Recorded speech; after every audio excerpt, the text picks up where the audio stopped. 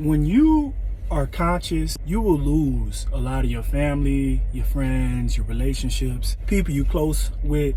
Because, I figured it out. When you start to spend time by yourself, you start to question things. You stop really caring about what outside people care about in society.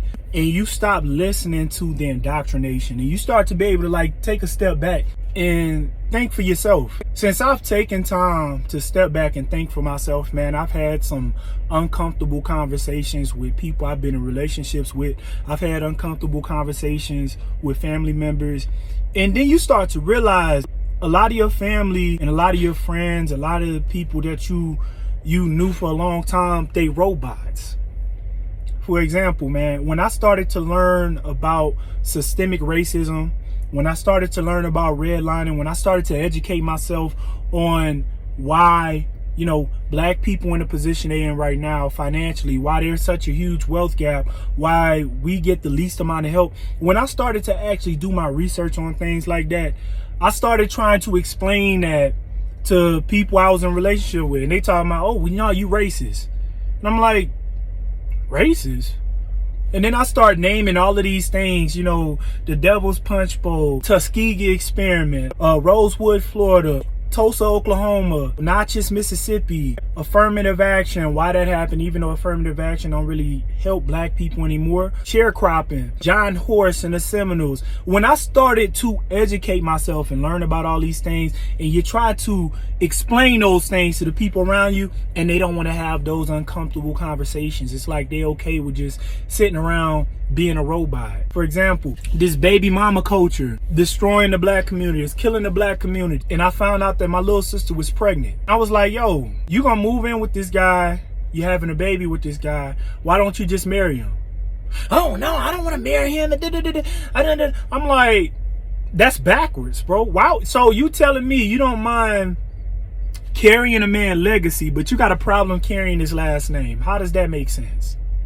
And she didn't say nothing. She was quiet. She couldn't say nothing. She just was.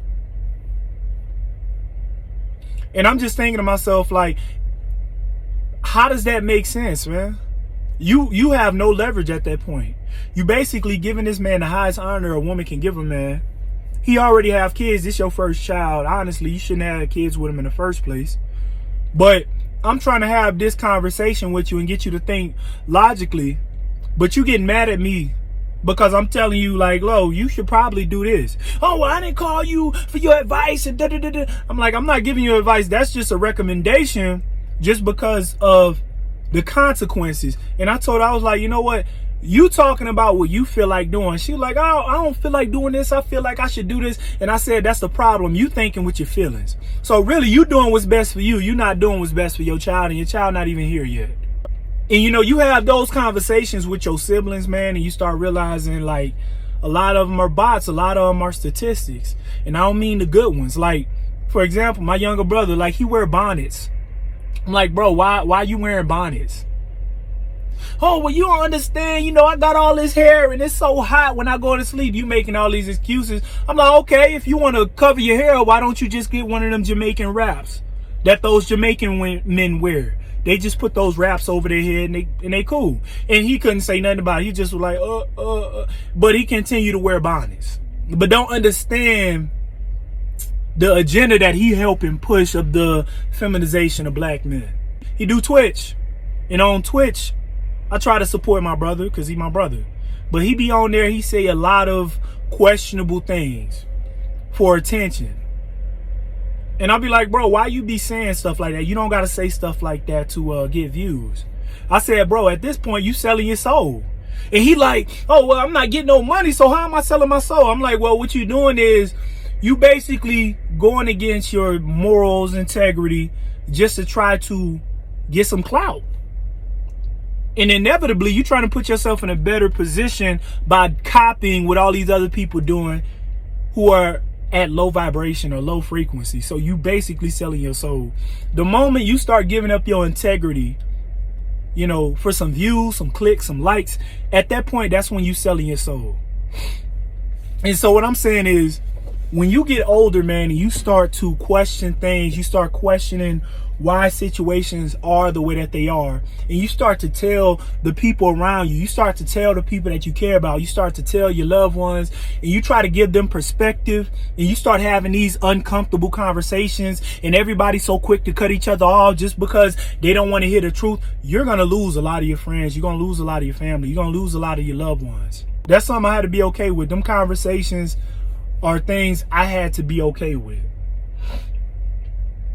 And the bottom line is, it's like, look, if I'm in a position to where I have loved ones and they got a problem with me telling them the truth, then maybe I shouldn't be around them. Maybe I shouldn't be associated with them. And I'm not saying this to kind of like destroy any friendships or companionships you got with your family or anything like that.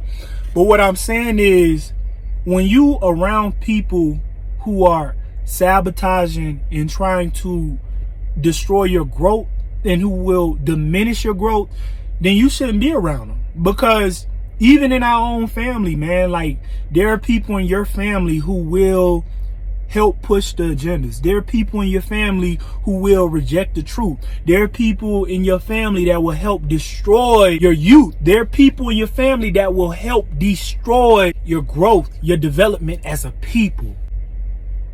No matter how much you love them, because sometimes when you hold on to people that's destroying you, inevitably you destroy yourself in the process. Start to learn to think about yourself, and start to learn to think for yourself, and start to learn to question these agendas. Start to learn to question why they okay with help teaching people to destroy themselves.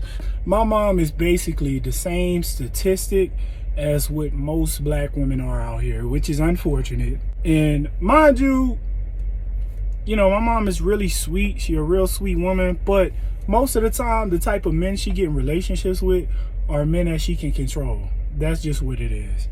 And I remember one time I was having a conversation. I was watching something with my mother, and I said, no, I'm not about to date no chick who got kids. I could do a lot better than that.